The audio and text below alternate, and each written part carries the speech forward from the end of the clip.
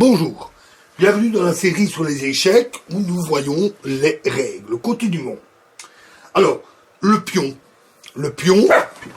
petite pièce innocente, a en fait une importance capitale, enfin, on pourrait le dire de toutes les pièces aux échecs. Malgré ses mouvements très limités, le pion, en quelque sorte, définit la structure du jeu. Nous verrons cela plus tard quand nous commencerons à étudier la stratégie. Et son mouvement est très particulier et très simple. Le pion se déplace pour le mouvement de base, toujours vers l'avant, jamais vers l'arrière, et toujours d'une seule case à la fois, sauf les exceptions que nous verrons. Le pion peut donc avancer d'une case, et c'est un coup. Puis après, un deuxième coup, un troisième coup, et ainsi de suite. Donc il va rester sur sa colonne. Il ne revient jamais en arrière. Il ne revient jamais sur la première ligne. Plutôt, il n'y va jamais, puisqu'il démarre toujours en deuxième ligne dans la position initiale. Donc en première ligne, on n'a jamais de pion blanc. Le pion noir, bien entendu, lui, va dans l'autre sens, vers le camp blanc. Toujours dans ce sens-là. Une toute petite exception, c'est la position de départ. À la position de départ, le pion peut avancer d'une case ou bien de deux. On peut l'avancer d'une seule case au départ ou bien de deux cases. Ça ne veut pas dire qu'on peut le faire qu'une seule fois en premier mouvement dans la partie. Non. Si le pion part de cet endroit, de sa deuxième colonne, il peut avancer de deux cases, ce qui constitue un seul coup. C'est pas obligatoire. On peut aussi n'avancer que d'une case. Nous en verrons beaucoup d'exemples de l'un comme de l'autre. Alors, cette petite exception a été introduite il y a fort longtemps dans les règles du jeu. Les règles du jeu d'échecs se sont établies au cours des siècles, petit à petit. Ainsi, à une époque, la dame ne bougeait pas plus que le roi. Elle avait les mêmes mouvements, une seule case à la fois. Évidemment, ça limitait fortement les parties. Les parties étaient très statiques. Et que lorsqu'on a libéré la dame, en quelque sorte, je ne parle pas ici à un sens métaphorique de libération de la femme, mais à l'époque où on a dit que la dame pourrait se déplacer d'autant de cases qu'elle veut, cela a donné une dynamique extrêmement importante au jeu. Beaucoup de règles, que nous allons encore donner, sont des règles qui ont été introduites de façon à améliorer la richesse et la dynamique du jeu. Le coup au départ enrichit notablement les possibilités des ouvertures.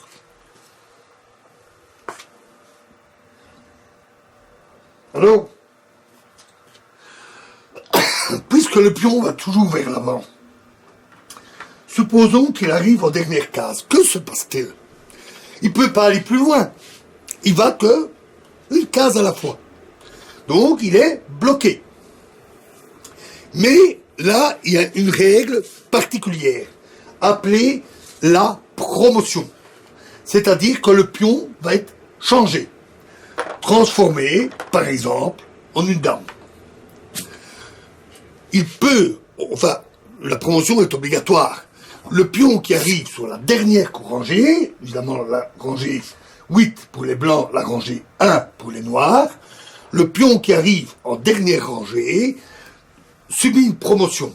Et on choisit la promotion. La transformation peut se faire en cavalier, en fou, en tour ou en dame. Elle ne se fait pas en roi, le roi, il n'y en a qu'un, et elle ne se fait pas en pion, évidemment, il n'y aurait pas de promotion. Et évidemment, une fois qu'il est devenu une pièce, par exemple une dame, il peut se déplacer comme une dame.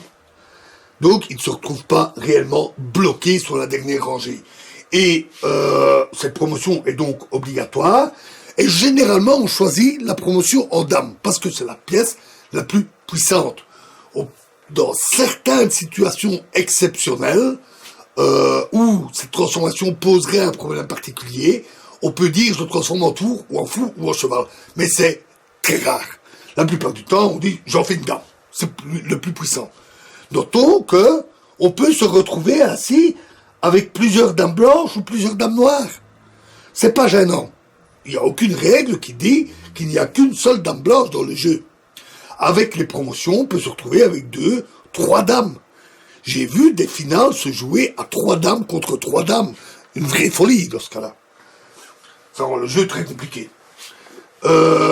Et donc, on n'est pas limité par les pièces du jeu, ce que j'ai ici avec mes pièces en bois, malheureusement. C'est pas grave. Ensuite, alors, comme je l'ai dit tout au début, on n'a jamais 2 pièces sur une même case. Une case est vide ou avec une et une seule pièce. Jamais 2 pièces en même temps. Donc, prenons par exemple une tour. Ici. Et ici, on a, par exemple, un fou. Ça veut dire que la tour peut se déplacer dans tous les sens, mais elle ne peut pas aller là. Elle ne peut pas aller là parce que la case est déjà occupée. Donc, on ne peut pas aller sur une case occupée. Et, de fait, elle ne peut pas non plus aller de l'autre côté. Elle ne peut pas sauter au-dessus. Elle rencontre un obstacle. C'est très important aux échecs. On dit que les pièces ne passent pas à travers l'une de l'autre. C'est vrai de toutes les pièces sauf une. Alors, c'est vrai, comme on vient de le voir, de la tour. C'est vrai aussi du fou.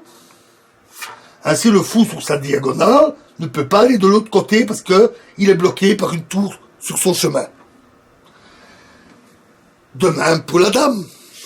De même pour le roi, quoique lui, il se déplace que d'une case à la fois. De même aussi pour le pion. Au départ, il peut se déplacer de 2 cases, sauf si quelque chose bloque son chemin. Sauf une exception, le cavalier.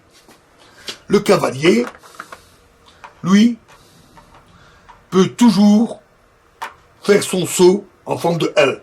Tant qu'il atterrit, il atterrit sur une case libre, bien entendu.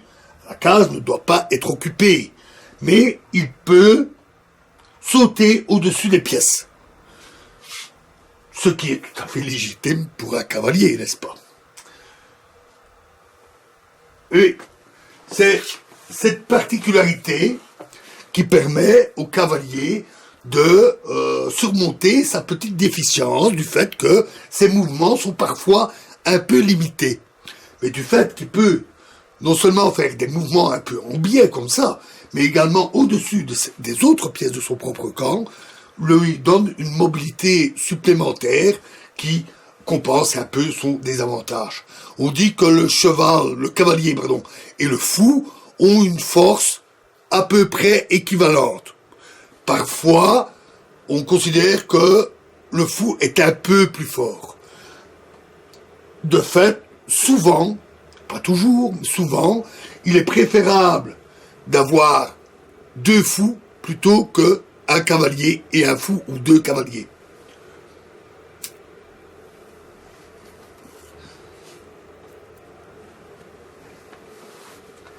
Alors,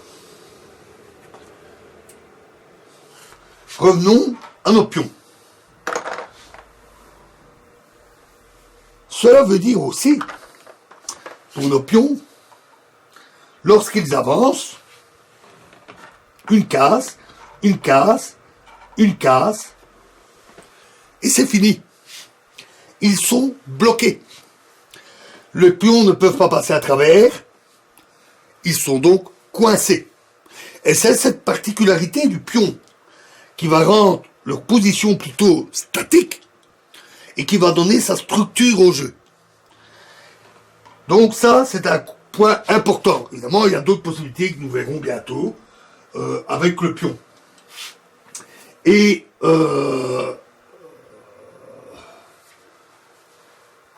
donc, normalement, dans la position de base, comme ça, ils sont coincés. Voilà. Nous continuerons dans la prochaine vidéo. Je vous remercie.